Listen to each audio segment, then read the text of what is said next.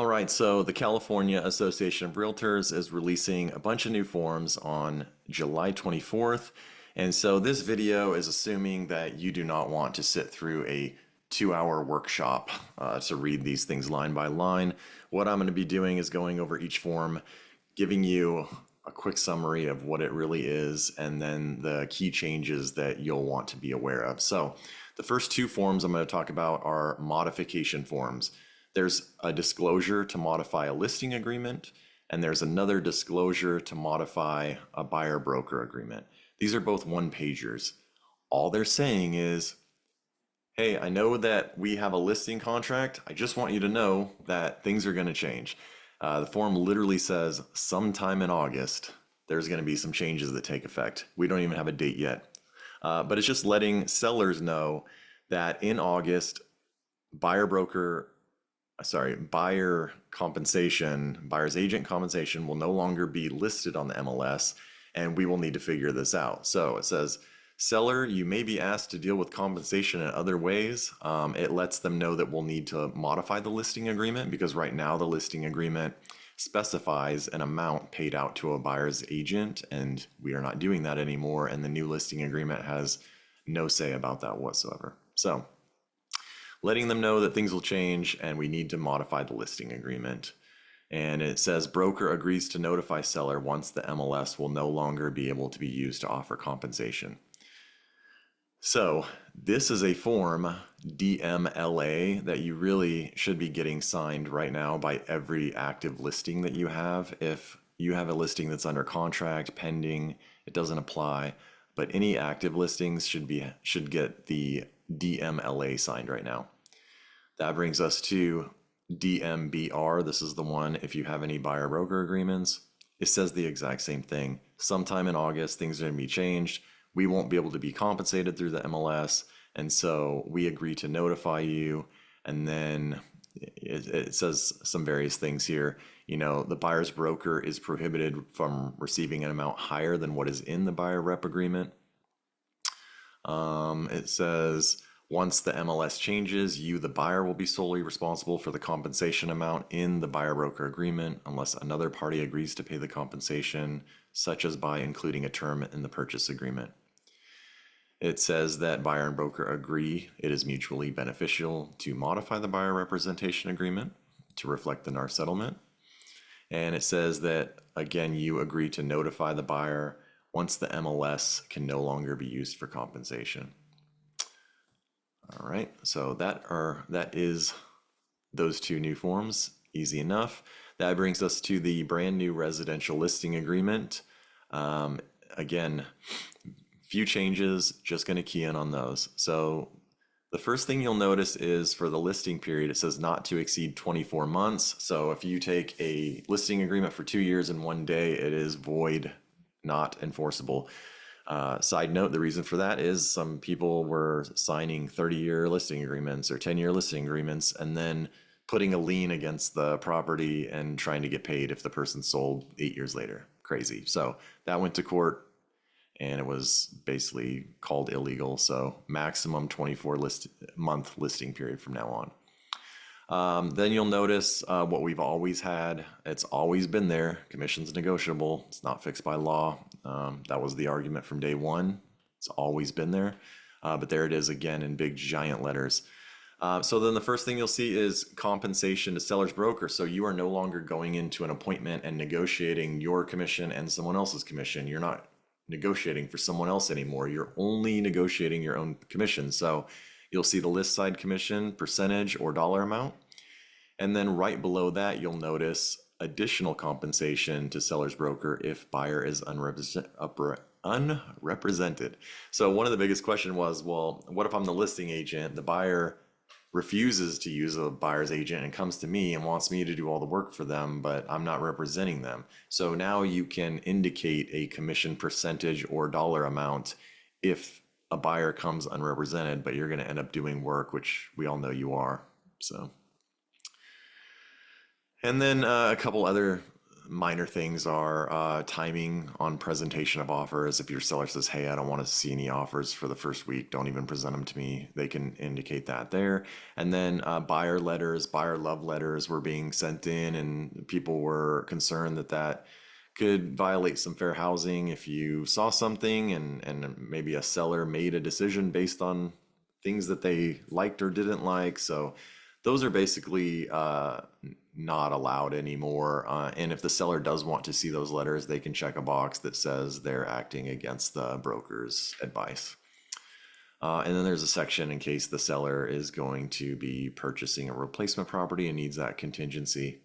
So that's pretty much, those are the only changes for the listing contract. Lets sellers know that, you're going to be getting paid for unrepresented buyers. It again reiterates the maximum listing period, and it lets sellers know that some buyers might not even be allowed to pay their buyer's broker commission just based on certain loan types or loan restrictions. And it's letting sellers know that those buyers might ask you to cover their agent's commission in the form of closing costs. So that is it for the listing contract, and that takes us to the new buyer representation and broker compensation agreement. I do want to point out that the default is that it's non-exclusive unless the exclusive box is checked. I will hit that in a moment, but that is a change that you'll see right in the headline, non-exclusive unless exclusive is checked. So the first thing is the representation period, not to exceed 3 months. So 3 months is the maximum that you can sign for a buyer representation agreement. And then type of representation, it says non-exclusive, or check the box, it'll be exclusive. And then they also have to initial paragraph 15, which I'll go over in a minute. Property types, you would check any property types that you're showing them, and then location, on the property types, it defaults to single family residential, including condos and manufactured homes. So you really only would need to check boxes if it was kind of out of the ordinary. And then you can specify counties or cities. And then the amount of compensation, and of course you'll see above that what we've always seen and always known, which is real estate commissions are not fixed by law. They are negotiable. They've always been negotiable. And then payments received by broker from sellers. It's just basically saying that anything received from the seller would be credited towards what the buyer owes. And not only that, it indicates that the broker can never receive more than the amount that's on this contract. So if you're signing a buyer broker agreement for 2%, you cannot collect more than 2% from the seller or from your own buyer through closing costs, even if the seller's offering more. And then there's a continuation period. So if you sign a 3-month contract, you can indicate a continuation period in here where if the contract expires, but then another, say you have a 30-day continuation period. If after 3 months this contract expires, but they buy one of the homes within the next 30 days that you showed them, you would still be due a commission. Cancellation rights, non-exclusive, anyone can cancel immediately. And then exclusive has a 30-day cancellation time period. This is an interesting one. This now lets you know that since the buyer is paying their commission, within 5 days, they will essentially proof of funds show that they can actually pay your buyer's agent commission. Or if they don't have the money, there is a box here, buyer does not have sufficient funds to pay the broker. Or buyer intends to use a certain type of loan that won't allow the buyer to pay their own buyer's broker. So there is a box there where you can figure out whether your buyer is able to pay the buyer's agent commission or whether you're going to be asking for closing cost concessions. So scrolling down, we already talked about the continuation right. I said, for example, if you take a 3-month listing and then you have a 30-day continuation right where you would get paid for any homes that you were actively involved in those first 3 months, you do have to give a written notice letting the buyer know which properties would qualify, and that is on Form NBIP.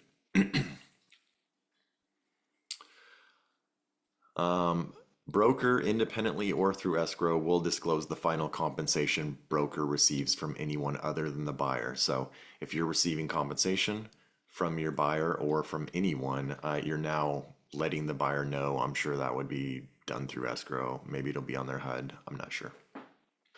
All right, so this paragraph says if either box is checked in paragraph 2G, which they really mean G2, I expect that to be changed. And if you remember, that was the box where the buyer said they didn't have the funds to pay the buyer's buyer's agent commission. It's saying if either of those is checked, buyer agrees to include a term in buyer's offer requesting seller to compensate buyer's broker, and on a purchase offer, that agreement is contingent upon the seller or others, I don't know who others would be, agreeing to pay the broker the full amount that buyer is contractually obligated. So, in a nutshell, if the buyer doesn't have enough money, this buyer broker agreement is authorizing you to request the seller compensate you and also make that a contingency of them even being able to complete this transaction. And then again, if it's an exclusive representation, which I think most people are going to do, it defaults to non-exclusive. So if you check the exclusive box, the buyer also has to initial here again just to solidify that. And then there is a confirmation of compensation. So it's essentially everything that you put in this first amount of compensation box. It's 4B all over again. So they've got it on there twice, and I'm sure it's just to make sure everyone's clear on what the compensation is. To me, it's unclear if this is automatically going to populate when you type it up at the top, or if you're going to have to type it again, but it's another confirmation. And that is pretty much it for the buyer's broker agreement. Now, here's the thing. The new NAR settlement says that anytime you are showing a buyer a house, you have to have a written agreement. Anytime. So then there's always the question of, well, what if the buyer doesn't want to sign this? What if they don't want to go into an exclusive or even non-exclusive agreement with me? Well, there are two other forms. This is called the PSRA, which is Property Showing and Representation Agreement. And this is for a prospective buyer for up to 3 homes, and it can be used at an open house. So this is basically you're showing a one-off property, or you're showing someone at the open house, and they don't want to commit to any kind of 3-month term with you or anything. They only want to get you paid on this open house that you showed them, or these up to 3 properties that you showed them. So it lets everyone know it's non-exclusive, and it's only on the properties identified above. It goes over the amount of compensation, and it's essentially the same things that were in the previous agreement, but it's a 3-pager. And then here's the funny part: prospective buyers attending an open house, you are not required to sign a representation agreement to see this property at an open house. If you do not want the agent holding the open house to represent you, meaning like if you just want to go into an open house and look around but not have this agent as your representative, then you should not sign this form, and you should read and understand OHNA, which is Open House Visitor Non-Agency Disclosure. And as you might have guessed, it is the next form that I'm going to go over. So we've got the Open House Visitor Non-Agency Disclosure. It's essentially functioning as an open house sign-in sheet, but it's just basically saying the agent doesn't represent the visitor. The agent is not working with and has not entered into an agreement with the visitor. Communication with the agent is for the benefit of the seller, not the buyer. Any communication is not confidential. It can be shared with the seller, and it's essentially an agreement saying, we're not working together, but you're looking at this home. Here's a question: what if the buyer or prospective visitor refuses to sign all 3 of these forms? Can they still go to the open house? I don't know. Someone mentioned having a bouncer at your open houses now, and how it's going to take more time dealing with these forms than actually showing the property. So that remains to be seen. But Again, part of the settlement is anytime you're working with a buyer, the Association of Realtors, which we're all a part of, we've agreed to get a written agreement before we show any home. So these are the three options. You got a buyer exclusive, you've got the one-offs, and then you've got this, hey, we don't have any kind of relationship, but I'm still seeing the home agreement.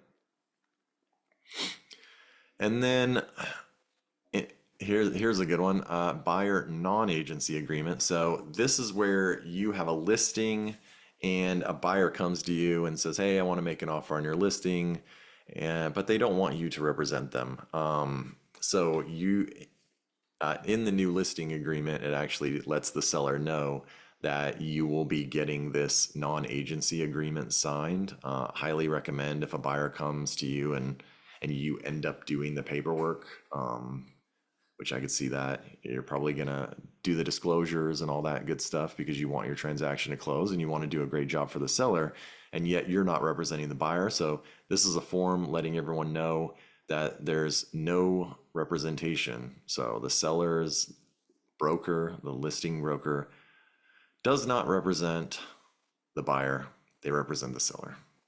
And so this is a form for that. And you might be asking, well, what's the difference between a buyer non-agency agreement and a visitor non-agency disclosure sign-in? Well, a visitor is someone that has not written an offer yet and is just checking out a house. The non-agency agreement is an actual buyer making an offer that you do not represent on your listing. So